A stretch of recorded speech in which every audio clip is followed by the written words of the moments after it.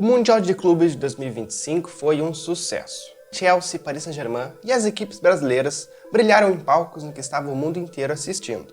Mas, fora dos gramados, a história foi bem diferente. Os Estados Unidos, país que sediou a competição, com jogos espalhados por mais de 10 cidades, contam com estádios modernos, tecnologia de peso e muito investimento em infraestrutura. Tudo parecia perfeito no papel, mas bastou colocar o pé para fora do aeroporto para muita gente perceber que o cenário real era outro. Torcedores e turistas se depararam com cenas que não estavam nos pacotes turísticos. Regiões inteiras com desafios urbanos explícitos, transporte público falho, preços fora da realidade e uma sensação constante de insegurança em certos pontos das cidades. Quer saber o que rolou de verdade? Então se prepara, porque a realidade americana pode chocar mais do que qualquer resultado dentro de campo.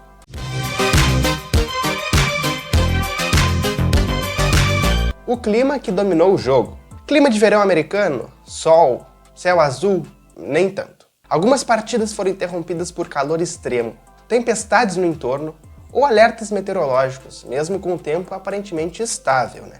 A FIFA seguiu regras rígidas, mas muitos torcedores ficaram frustrados por esperar longos períodos sem saber o que estava acontecendo. Um caso claro disso foi no jogo entre Palmeiras e Al-Ahly. Para vocês terem noção, o duelo precisou ser interrompido aos 17 minutos do segundo tempo por conta do risco de tempestade em Nova Jersey, que era onde estava acontecendo o jogo. O placar no MetLife Stadium emitiu um alerta e pediu para que os torcedores deixassem seus assentos em direção a um lugar seguro. Mas se o pessoal olhasse para o clima, ele estava literalmente assim. Pelo menos rendeu uns bons memes, já que aqui no Brasil a gente joga até dentro d'água. E o jogo do Palmeiras voltou após 45 minutos de pausa. Porém, essa não foi a única partida. O início do jogo entre Mamelodi Sundowns e o Sun Hyundai em Orlando foi interrompido em aproximadamente 1 hora por conta do alerta de chuvas. Já no duelo entre Pachuca e RB Salzburg em Cincinnati, também houve paralisação e dessa vez durou 1h40. Mas talvez o caso mais simbólico, que graças a Deus não aconteceu em tragédia, foi o do avião do Real Madrid, que teve que dar voltas no céu de Nova Jersey por causa de uma frente climática inesperada. Mobilidade, custo e logística. Imagina sair de um jogo com 60 mil pessoas e não ter metrô, nem ônibus, nem aplicativo funcionando direito. Pois é, em várias cidades o transporte de forma geral foi um pesadelo.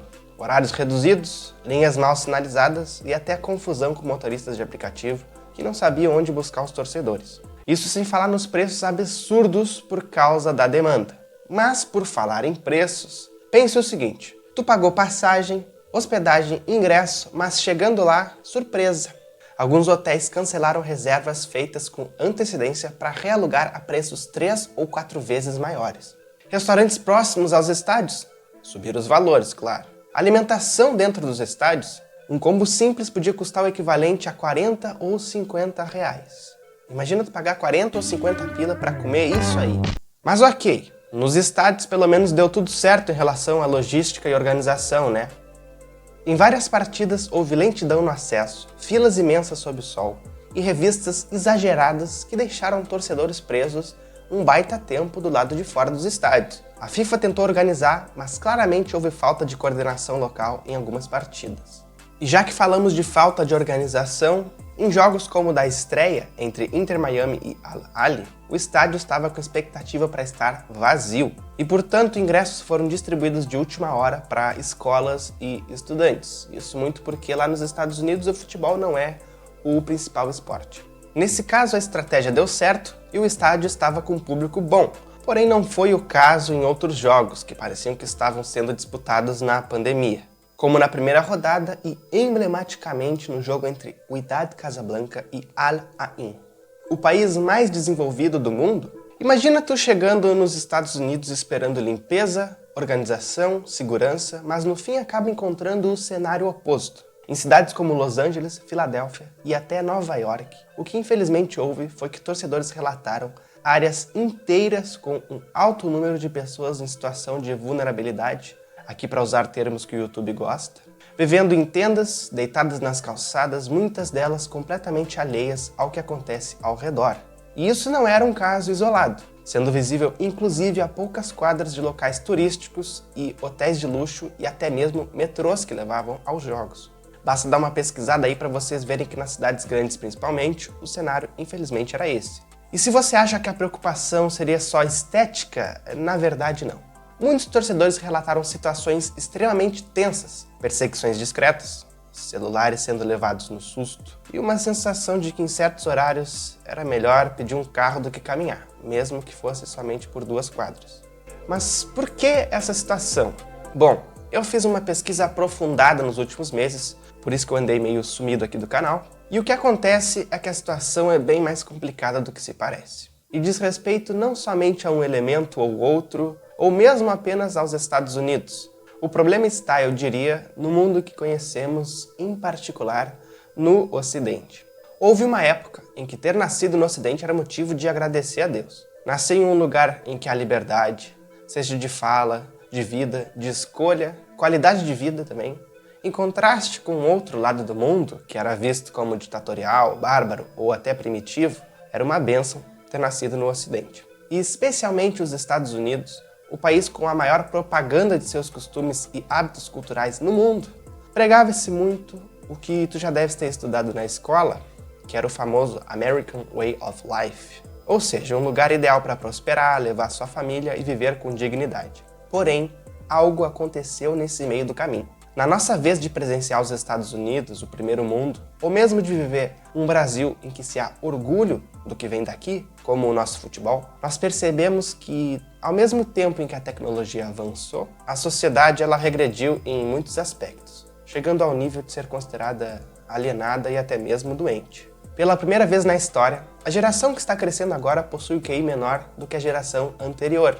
E, em se tratando de regressão de índices, os Estados Unidos são simplesmente os líderes dos países considerados desenvolvidos. É a nação com a menor expectativa de vida, o maior gasto com saúde, maior endividamento estudantil. Das 50 cidades mais perigosas do mundo, 5 estão nos Estados Unidos e mais nenhuma em um país de primeiro mundo. E comparem só as cidades mais perigosas de lá com os locais onde foram sediados os Jogos do Mundial. Pois é.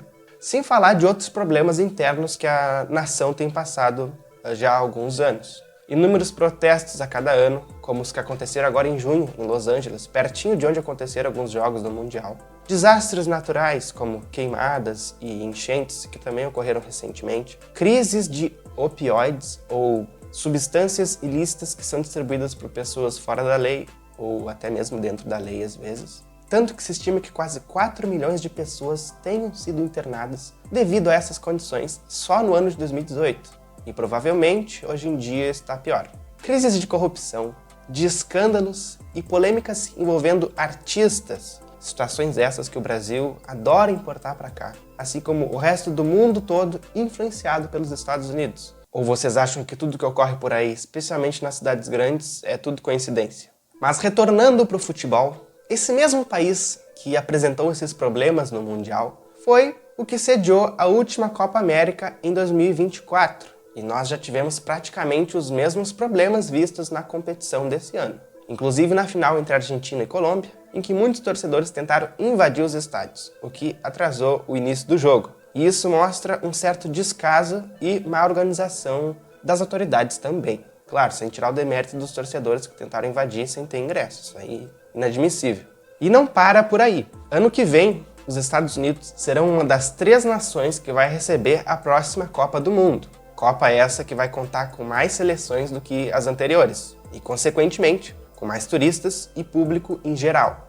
E deem uma olhada nas cidades americanas que vão receber. Praticamente as mesmas desse ano e também as mesmas mais perigosas. Só voltar o vídeo aí para tu ver certinho. A última Copa que os Estados Unidos sediaram foi em 1994 e o Brasil tem lembranças muito boas dessa competição, afinal foi o ano do Tetra. Mas aqueles eram outros tempos. A Guerra Fria tinha recém terminado, os Estados Unidos eram vistos como o grande líder mundial, se tinha uma expectativa enorme sobre cooperação, multilateralismo, preocupação com migrantes e crises ambientais. Inclusive, os filmes daquela época, dos anos 90, tinham muito aquela sensação de filmes da sessão da tarde, sabe? Em que percebíamos que tudo iria ficar bem que o mundo já passou pelo pior e que agora nós vamos desfrutar do bom e do melhor que temos, em especial do que os Estados Unidos têm a nos oferecer. Mas 31 anos depois, o cenário é outro. Conflitos ocorrendo no mundo,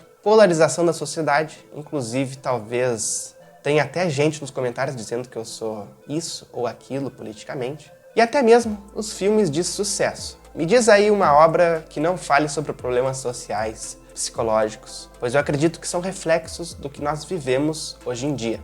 E bom, eu sei que aqui no Brasil a gente não tá também lá essas coisas. Quem nos dera se nós tivéssemos apenas alguns desses problemas que eu listei aqui. Mas o que nos dá certa esperança e que nos consola também é que os times brasileiros foram lá e fizeram bonito. Principalmente o Fluminense, que chegou na semifinal. Eu sou torcedor do Inter, não tinha um momento em que eu não lembrasse do Ener Valencia perdendo 15 gols contra vocês no ano que vocês foram campeões da Libertadores. Mas tudo bem, eu tô superando aos poucos. Mas a pergunta que fica é, tu concordas com tudo que eu disse? Tu sabia desse lado sombrio que o Mundial carregava? Comenta aí pra eu saber e também deixa o like, te inscreve e comenta Ener Valencia pra eu saber que tu ficou até o final do vídeo.